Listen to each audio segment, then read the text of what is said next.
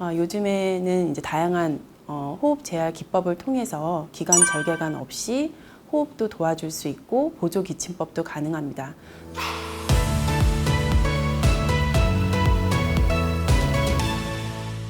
호흡 재활은 재활의학과의 한 분야로 폐질환이나 호흡곤란이 있는 환자들이 호흡을 잘할 수 있도록 돕는 재활치료다. 지금부터는 기관 절개관과 기관 절개관의 관리에 대해서 알아보도록 하겠습니다. 우선 기관을 아셔야 되는데요. 기관이란 코하고 입과 폐 사이의 통로라고 생각하시면 됩니다. 환자가 이제 코나 입으로 숨을 쉴 수 없게 되는 그런 상황에서는 이제 기관에 절개를 해서 기관 절개관을 꽂게 됩니다. 과거에는 사실 객담 제거에 어려움이 있거나 장기적으로 인공호흡기 사용이 계속 필요한 환자라면 기도 절개관을 사용하곤 했었는데요. 요즘에는 이제 다양한 호흡 재활 기법을 통해서 기관 절개관 없이 호흡도 도와줄 수 있고 보조 기침법도 가능합니다. 특히 저희 강남 세브란스병원 호흡재활센터에서는 많은 환자에게 기관 절개관 없이 편안한 숨을 쉴 수 있도록 도움을 주고 있습니다. 모든 환자를 다 기관 절개관 봉합을 할 수 있는 것은 아니고요. 환자가 환기 부족으로 호흡이 필요한데 삼킴 근육 장애로 인해서 호흡 근육 약화로 마스크 적용이 어려운 경우라던가 다양한 이유로 인지 상태가 어려움이 있어서 기침 보조 방법이나 비침수저 환기 보조 적용을 이해하기 어렵고 적용하기 어려운 경우, 삼킴 근육 약화로 흡인까지 발생되는 경우는 기도 절개관이 꼭 필요하게 됩니다.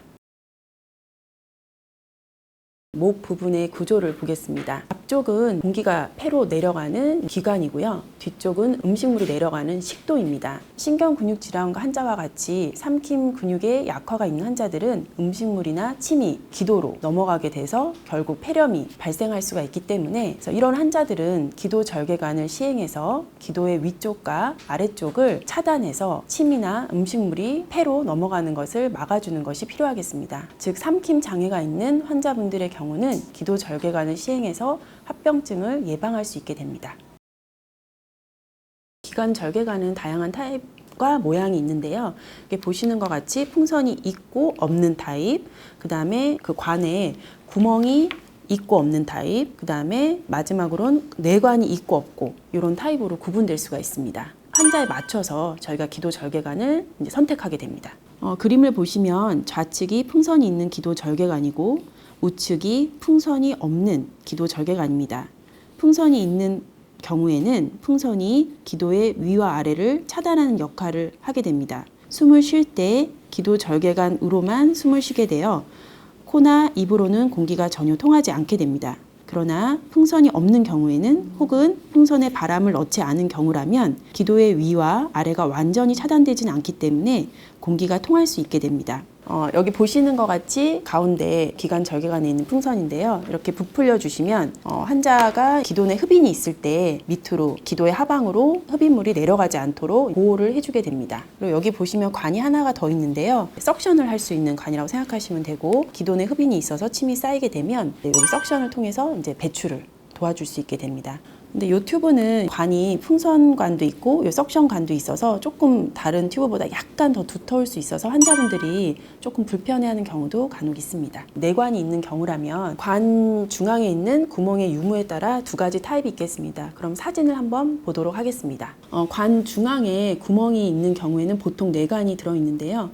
내관이 하나는 구멍이 뚫려 있고 하나는 구멍이 없습니다. 주의할 점이 있는데요. 공기를 위아래로 이제 열어서 구멍이 있는 관을 통해서 훈련을 하는 상황이라면 구멍이 있는 내관을 사용하셔야 되고 흡인이 심한 경우라서 기도 흡인을 예방해주기 위해서는 구멍이 없는 내관을 사용하셔야 돼서 주의가 필요하겠습니다.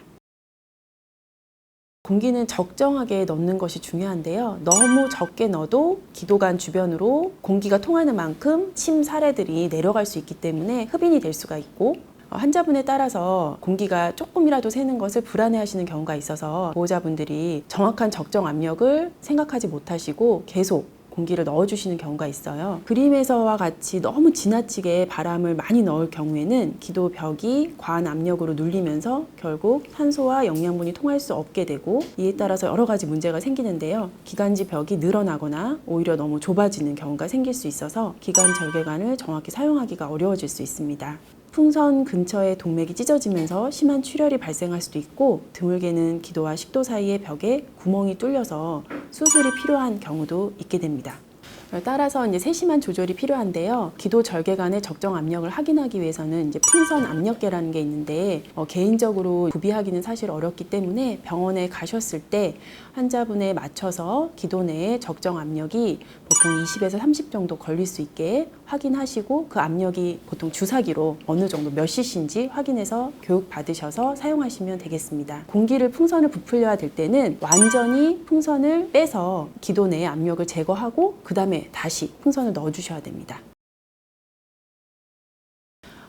우리가 흔히 기관 절개관을 하시게 되면 이탈되지 않고 잘 고정돼야 되기 때문에 목 고정끈을 통해서 환자분 목 주변에다가 고정을 하게 되는데요. 대부분 환자분들이 목 고정끈을 하게 되면 너무 답답하다 보니까 너무 헐렁하게 착용하시는 경우가 있어요. 그러면 이제 기도 내에 기관 절개관이 흔들리면서 기도 내를 상처를 줄 수 있기 때문에 목 고정끈은 고정을 하실 때 본인의 새끼손가락이 겨우 들어갈 정도로 조금 단단하게 고정해 주셔야 됩니다.